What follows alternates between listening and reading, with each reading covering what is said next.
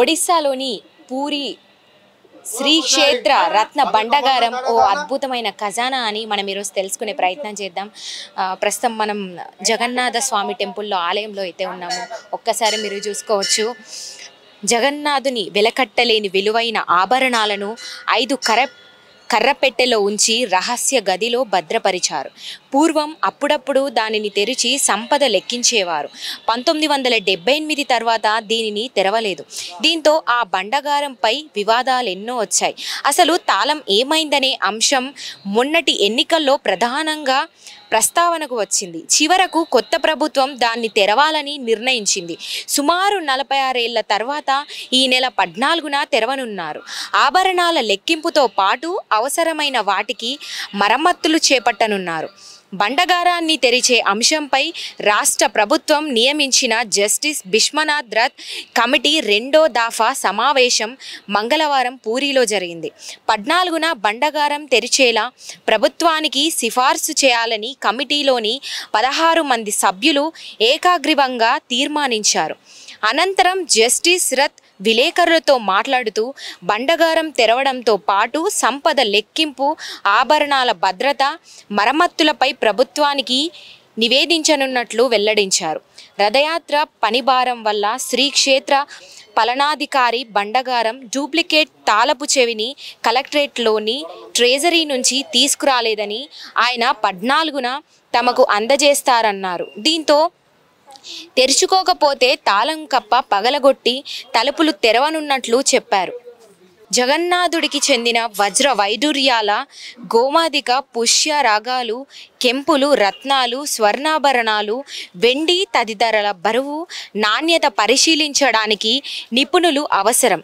మా కమిటీ సభ్యులకు నగల నాణ్యతపై అవగాహన లేదు. మేం కేవలం పర్యవేక్షిస్తాం. బండగారానికి మరమ్మతులు చేయాల్సి ఉన్నందున నగల లెక్కింపు అక్కడే సాధ్యం కాదు. ఈ సంపదను మరో చోటికి తరలించి పటిష్ట భద్రత మధ్య లెక్కిస్తాం. మరమ్మతులపై అధ్యయనానికి మరో సంఘం అవసరమని జస్టిస్ రథ్ వివరించారు. ఆధునిక సాంకేతిక పరిజ్ఞానంతో లెక్కింపు చేపడతాం. ఇది ఎప్పుడు పూర్తవుతుందో నిర్దిష్టంగా చెప్పలేం. అప్పటి వరకు సంఘం సభ్యులందరూ సహకారం భుజిస్తూ నియమ నిష్టలతో ఉంటారు. స్వామివారి దర్శనానికి భక్తులు ఇబ్బందులు పడకుండా ఆలయ పాలకవర్గం, ప్రభుత్వం చర్యలు తీసుకుంటాయని జస్టిస్ రథ్ పేర్కొన్నారు. పూరి జగన్నాథుని ఆభరణాలను 5 కరపెట్టెలో ఉంచి రహస్య గదిలో భద్రపరిచారు. పూర్వం 3 ఏళ్ళు లేదా 5 ఏళ్లకోసారి ఈ గది తలుపులు తెరిచి సంపద లెక్కించేవారు. చివరిసారిగా 1978లో లెక్కించగా 70 రోజులు పట్టింది. అప్పట్లో కొన్నింటిని వదిలేయడంతో లెక్కలపై సందేహాలున్నాయి. ఈ నేపథ్యంలో హైకోర్టులో దాఖలైన వ్యాజ్యంపై విచారణ జరిపిన న్యాయస్థానం బండగారం తెరిచి సంపద లెక్కించాలని ఆదేశించింది. సుప్రీంకోర్టు కూడా దీన్ని సమర్థించింది. రహస్య గదులు జీర్ణావస్థకు చేరి వర్షపు నీరు లీకై గోడలు బీటలు వారుతున్నందున మరమ్మతులు చేయాలని కోర్టులో 2018లోనే పురావస్తు శాఖను ఆదేశించాయి.